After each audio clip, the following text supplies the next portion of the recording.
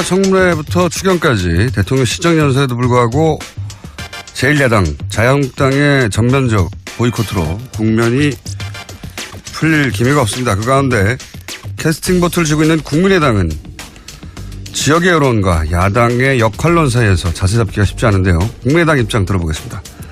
정동영 의원 연결되어 있습니다. 안녕하십니까, 의원님? 네, 안녕하세요. 축하합니다. 축하요? 네. 제가 라디오 방송 1등이시라면서요? 예. 라디오 1등이요? 예. 오랜만입니다, 의원님. 예. 예, 반갑습니다. 오랜만입니다.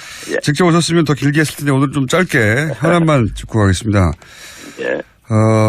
먼저 인사 문제부터 여쭤보자면 이 청문 보고서 채택이 무산됐는데 현재 국민의당에서 김상조 공정위 후보에 대한 입장은 어떤 겁니까? 김상조 후보는 일단 청문회 보고서 채택에는 찬성을 하지요. 강경화 후보에 대해서는 아마 청문회 보고서 채택에 부정적인 의견을 갖고 있는 것 같습니다. 김상조 후보에 대해서는 국민의 당론으로는 보고서 채택을 하자 입장입니까? 당론은 아닙니다. 당론이라는 건 의원총회에서 이제 의결 과정을 거치는데 예. 지금 한 거는 이제 당 지도부와 상당수 의원들의 의견인 거죠. 그렇군요. 김상조 후보는 일단 오케이다. 국민의당 입장에서는. 예. 그런데 방금 말씀하셨다시피 강경화 후보는 언론 보도에 따르면 국민의당에서는 강 후보만큼은 낙마시킨다 이렇게 알려졌는데 맞습니까? 청문회에 참석했던 이제 위원들이 직접 질문하고 답변 듣고 하면서 이제 이른바 인사 배제 5대 원칙에 걸린 게 여러 가지지 않느냐 하는 부정적 의견들 그리고 북핵 문제라든지 자질 문제에서도 그 청문위원들은 좀 부정적으로 본다 이제 이런 의견을 제시했기 때문에 상당수 위원들이 여기에 이제 동의한 것이고요. 물론 이제 저는 개인 소견으로서 현미경으로 들여다보면은 청문위원들의 의견이 맞지만 그러나 이번 인사청문회의 경우는 현미경도 필요하지만 망원경으로도 좀 볼 필요가 있다. 특히 강경화 장관 관련해서는 저는 18개 부처 가운데 개혁 대상 1순위가 저는 외교부라고 생각하는 사람입니다. 왜 그렇습니까? 외교부의 폐쇄적인 학벌주의, 인맥주의, 특정국, 이른바 이제 북미국을 거치지 않으면 워싱턴에 근무하지 않으면 외교부에서 이른바 그 주류에 들어가지 못하는 그런 폐쇄적인 문화 이런 것들을 바꾸기 위해서는 무엇보다도 내부자가 아닌 외부의 전문가가 필요한데 찾기가 어렵다. 강경화 후보만한 사람 찾기 어렵다는 그런 생각이죠. 그리고 김대중 대통령 시절에 발탁해서 키운 사람인데 어쨌든 저는 강경화 후보가 균형 잡힌 시각을 갖고 있다고 생각하기 때문에 찬성하는 의견을 냈습니다. 개인적으로는 그러신데 제가 이 질문을 한 번 더 들어가서 드릴 수밖에 없는 게 이제 통일부 장관을 하셨으니까 예. 통일부가 워낙 외교부하고 부딪힐 일이 많지 않습니까? 그래서 외교부생들도 그렇죠. 외교부생들 잘 아실 텐데 지금 내부자들 그러니까 외교부 노조 또는 전직 외교부 장관들 사실상 전원이 강경화 후보 공개 지지를 선언했단 말이죠. 이 정도면 굉장히 이례적인 걸 넘어서 전무후무한 일 아닙니까? 그죠? 참고할 사항이죠. 그런데 이제 강경화 후보자가 국내에서 오래 떨어져 있어서 유엔에서는 10년 가까이 근무하셨을 텐데 청문위원들이 보기에는 부족하게 보였겠죠. 그래서 제가 이제 청문위원들의 자질 부족에 대해서 여쭤보려고 이 질문을 드린 건데요. 그러니까 외교에 관한하는 이제 전문가 집단이 그리고 원래 직접 표현을 가장 잘 안 하는 부처 중에 하나인 외교부가 이 정도로 나섰으면 청문위원들이 강경화 후보 자질을 문제 삼는 건 넌센스 아닙니까? 전문가들이 자질이 있다고 봐서 지지하는 거 아닌가요? 청문위원들이 문제 삼는 건 이제 자신들이 던진 질문에 대해서 나름대로 만족스러운 답변이 안 됐다. 이제 이런 얘기인데요. 사실 현안에 대해서 깊이 있게 숙지하기에는 기간도 짧고 사실 이 문제를 북핵 문제라든지 4강 외교 문제를 직접 다루어 보지 않았기 때문에 저는 뭐 정무위원들 시각에서는 그렇게 느낄 수 있었다고 봅니다. 그런데 기본적으로 외교 안보 의제는 대통령 의제입니다. 이제 참모로서 외교부 장관은 대통령의 그런 철학과 소신을 이행하고 집행하는 그런 위치이기 때문에 제가 긍정적으로 보는 이유는 강경화 후보가 국제 무대에서 대한민국의 국익을 세련되게 대변할 수 있는 그런 자격이 있다고 보기 때문인 것이고, 또 청문위원들은 청문위원대로 나름대로 어떤 견해를 갖고 있는데 이해는 합니다. 제가 이 질문을 드린 이유는 이제 장관도 직접 해보셨고 또 강경화 후보에 대해 개인적으로는 긍정적으로 평가하시는데, 근데 이제 국민의당에서는 기본적으로 강경화 후보 하나는 적어도 반드시 낙마시켜야 나머지가 풀린다라고 입장을 정한 것이, 실제로는 자질이 결정적인 하자가 있다기보다는 누군가 하나 정도는 낙마시켜야 하는 이제 야당의 힘, 이런 걸 보여주려고 하는 정치적 목적이 더 큰 거 아닙니까, 사실?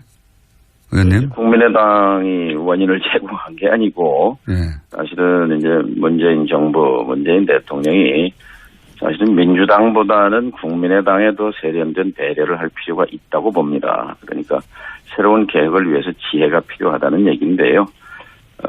국민의당을 야당으로 만들려 하지 말고 우당으로 만들기 위해서는 더 노력이 필요하다고 봅니다. 적은 만들기 쉽고 친구는 만들기 어렵다는 말도 있잖아요. 예를 들면 고개를 숙이는 것만으로는 충분치 않다는 말씀입니다. 형식으로라도 예를 들어서 인사 추천을 해달라 그럼 국민의당이 인사 추천을 할 수 있겠습니까? 예절이요 인사라고 볼 수 있는 거고요. 그다음에 어쨌든 인사, 정책, 법률 이런 부분에 대해서 일방통행보다는 사전 협의하는 그런 자세, 이런 것들이 필요하다고 생각합니다. 그러니까 대통령이 국민의당에는 다른 야당들하고는 좀 다르게 우당으로서 사실 뿌리가 같으니까 좀 더 예의를 갖추고 그리고 좀 배려를 해달라, 그런 제스처가 필요하다, 이런 말씀이신 건가요? 구조적으로 말이죠. 지금 민주당이 120석에다 정의당이 협조하면 126석, 거기에 국회의장까지 127명이고 그다음에 자유한국당이 107명에다가 바른당이 20명이니까 127명이고 똑같이 127대 127이 부딪히는 형국이잖아요. 여기에 국민의당이 40석이지만 사실은 이 40석의 협조 없이는 어떠한 정책도 법률도 청문회도 불가능하잖아요. 근데 거기에 대해서 말만 협치. 근데 협치라는 말은 정치학 사전에는 없는 말입니다. 이거 일방적으로 자신의 어쨌든 그 선택과 인사를 선보이면서 일방적인 협조를 구하는 거는 한계가 있다, 이제 이런 말씀드리는 거죠. 국민의당 국회의원들 입장에서는 그렇게 하는 것이 존재감도 좀 드러내고 자존심도 사는 길이겠지만, 그게 국가 이익과는 아무 관련이 없지 않습니까? 저는 그렇게는 생각하지 않습니다. 야당이니까 야당으로서 분명히 검증의 잣대를 들이대는 것은 자연스럽고 당연한 일이라고 생각합니다. 그러나 국민의당이 이제 더 나은 정권 교체를 내걸었던 정당으로서 집권하지는 못했지만 민주당과 개혁을 경쟁해야 한다는 것이 제 생각입니다. 이제 그 개혁이라는 잣대를 가지고 이제 청문위원들이 그 외교부 개혁에 부적합하다라고 보는 것까지 뭐라고 할 수는 없겠죠. 그러나 이제 제 개인 소견은 다르다 하는 말씀드렸습니다. 의원님은 강 후보에 대해서 긍정적인 이유를 말씀하셨는데, 혹시 의원님 이외에도 당내에 강 후보를 긍정적으로 평가하는 의원들이 있습니까? 개인적으로는 찬반이 엇갈리죠. 그래서 저는 자리에 있을 때마다 강경화 장관, 제가 이제 제 경험으로 제가 외교부를 좀 안다, 그래서 설명을 하고 설득도 하는데, 의원 개개인들은 또 다 나름대로 자기 주견이 있기 때문에, 주관이 있기 때문에 그러면 국민의당의 찬반을 의원님이 보시기에 가르자면 한 8대2 정도로는 안 된다는 겁니까? 강 후보는? 아니면 그보다 더 의원님을 제외하고는 거의 전원이 다 반대하는 건가요? 제가 숫자를 세보진 않았지만은 뭐 찬반이 엇갈리고 반대가 좀 더 많고 뭐 그런 정도 아닌가 싶습니다. 한 7대3 정도 됩니까? 그 숫자를 세기는 그 정도 되지 않을까요? 예. 그 정도 될 것이다. 예. 그러면 이제 기본적으로 7대3이지만 이 박주선 김동출 지도부의 전략적인 판단 하에 강경화 후보 정도는 반드시 낙마시키는 것이 여러모로 좋겠다고 판단을 한 것 같은데. 근데 지금 낙마라는 말에 동의하지 않는 것이 예. 청문위원들의 의견을 받아서 청문회 채택에는 부정적이지만 예. 장관 청문회는 강제 사항이 아니잖아요. 그렇죠. 장관 임명에 네. 대통령이 임명할 수는 있는 거죠. 이제 정치적 부담이 있는 건데 그래서 아까 제가 국민의당에 세련된 배려가 필요하다. 대통령에게 하려면 예. 형식만 갖고는 좀 곤란하지 않냐 이런 말씀드린 거죠. 대통령에게 최대한 정치적 부담을 어차피 대통령이 임명하겠지만 지금 상황으로 보자면 근데 대통령의 최대한의 정치적 부담을 안기겠다는 거 아니겠습니까? 지금 국민의당의 입장은 꼭 그런 목적이라기보다는 현재로서는 국민의당이 나름대로 이제 청문위원들의 보고를 듣고 토론을 하고 해서 당 지도부가 정한 방침을 바꾸기는 쉽지 않아 보입니다. 예. 네. 결국 문재인 대통령이 판단하고 결정할 문제죠. 그렇긴 합니다. 근데 제가 이 질문을 드린 이유는 뭐냐면, 지금 여론이 국민의당의 호남 여론도 그렇고, 이 사안 관련해서는 그다지 우호적이지 않은 것 같은데, 이렇게, 대통령에게 정치적 부담을 안긴다 혹은 청문위원들이 적어도 강 후보만큼은 안 된다고 강경한 입장을 세운다, 지도부가 대립각을 세운다, 이게 국민의당 지도부 국민의당에 유리하라고 하는 걸 텐데 이게 유리하게 결과 지어지고 있지 않은 것 같은데요, 여론이. 별로 좋은 전략 아니지 않습니까, 이거? 대통령의 정치적 부담을 지운다 또는 이런 시각보다는 나름대로 원칙에 따라서 국민의당이 행동하려고 노력한다고 봅니다. 물론 개별 사안에 따라서 의견들은 제 의견도 다르고 다른 의원도 다릅니다만은 그래서 대립각 자체가 목적이 아니라 그 과정에서 사실 청문회 과정에서 좀 원만하게 특별히 문제 지적이 안 됐더라면 국민의당으로서도 적극적으로 찬성하고 임했겠죠. 그 점을 국민의당이 부정적이라고 해서 왜 대통령한테 정치적 부담을 주느냐 이렇게 핍박하는 것은 그것은 옳지 않다 이렇게 생각합니다. 아무 대통령한테 정치적 부담 줄 수 있죠. 야당이 줄 수 있는데 제 말은 그게 국민의당에 도움이 되는 전략인가 싶어서 제가 여쭤본 거고요. 저는 도움이 되지 않는다고 보는 거지요. 예. 무엇보다도 개혁 대상으로서의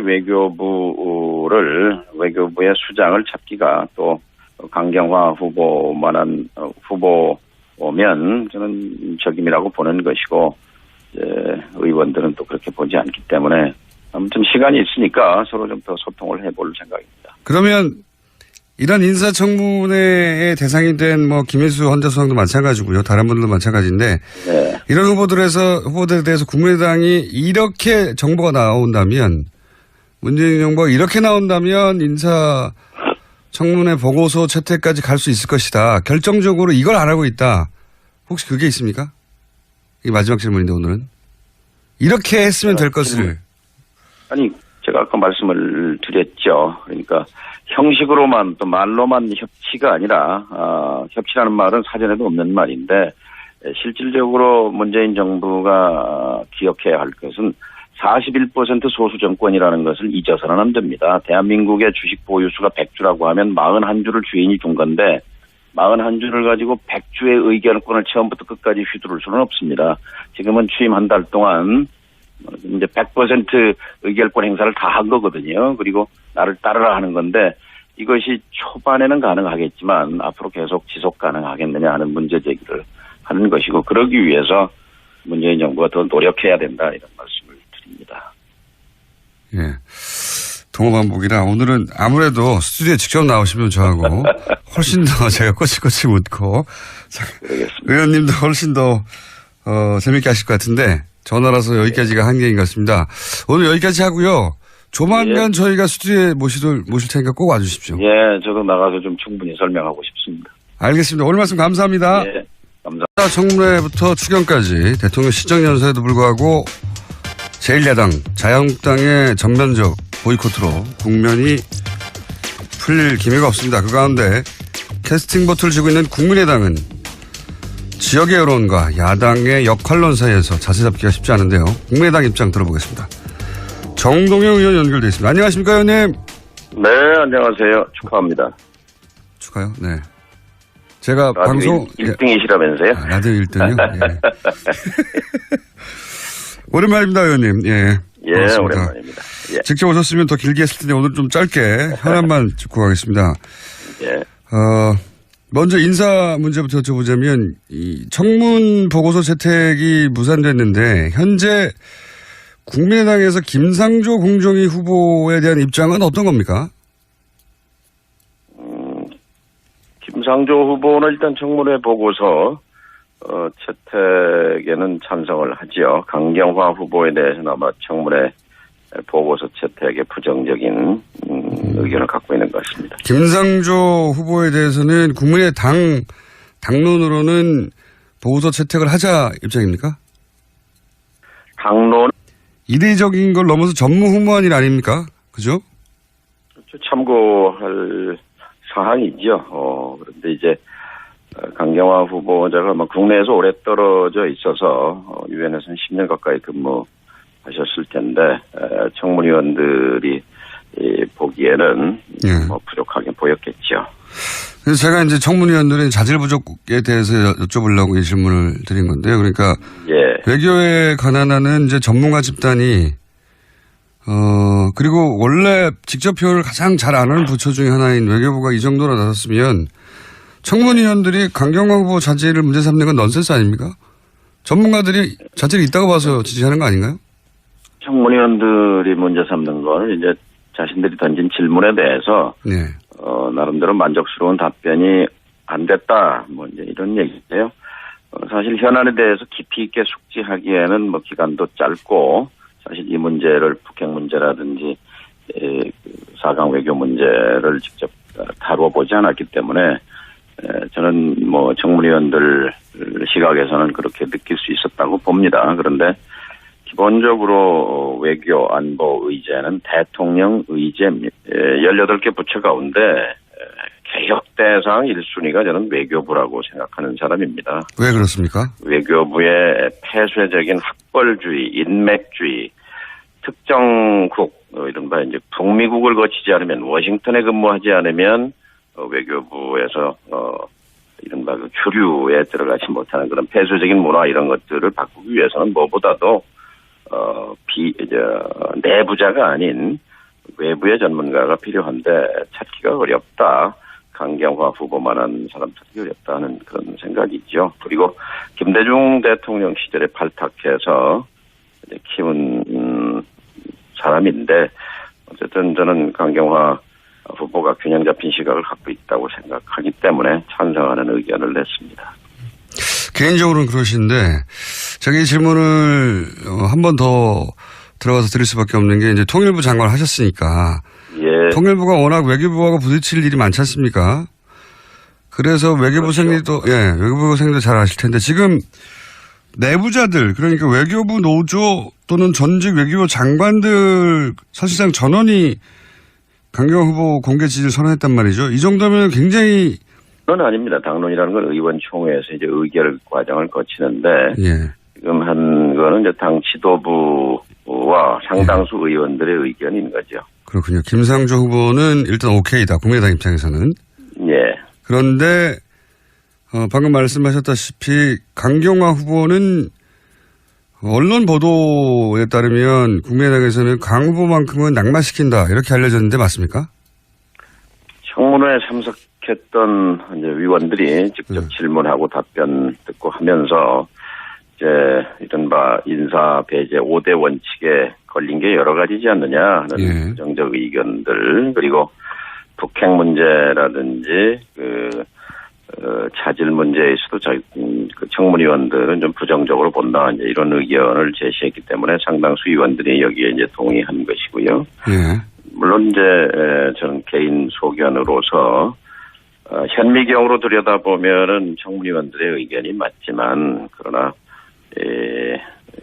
이번 인사청문회의 경우는 현미경도 필요하지만 망원경으로도 좀 볼 필요가 있다. 특히 강경화 장관 관련해서는 저는 이제 참모로서 외교부 장관은 대통령의 그런 철학과 소신을 이행하고 집행하는 그런 위치이기 때문에 제가 긍정적으로 보는 이유는 강경화 후보가 국제 무대에서 대한민국의 국익을 세련되게 대변할 수 있는 그런 자격이 있다고 보기 때문인 것이고 또 청문위원들은 청문위원대로 나름대로 어떤 견해를 갖고 있는데 이해는 합니다. 제가 이 질문을 드린 이유는 이제 장관도 직접 해보셨고 또 강경화 후보에 대해 개인적으로는 긍정적으로 평가하시는데 근데 이제 국민의당에서는 기본적으로 강경화 후보 하나는 적어도 반드시 낙마시켜야 나머지가 풀린다라고 입장을 정한 것이 실제로는 자질이 결정적인 하자가 있다기보다는 누군가 하나 정도는 낙마시켜야 하는 이제 야당의 힘 이런 걸 보여주려고 하는 정치적 목적이 더 큰 거 아닙니까 사실? 의원님? 국민의당이 원인을 제공한 게 아니고 사실은 이제 문재인 정부, 문재인 대통령이 사실은 민주당보다는 국민의당에 더 세련된 배려를 할 필요가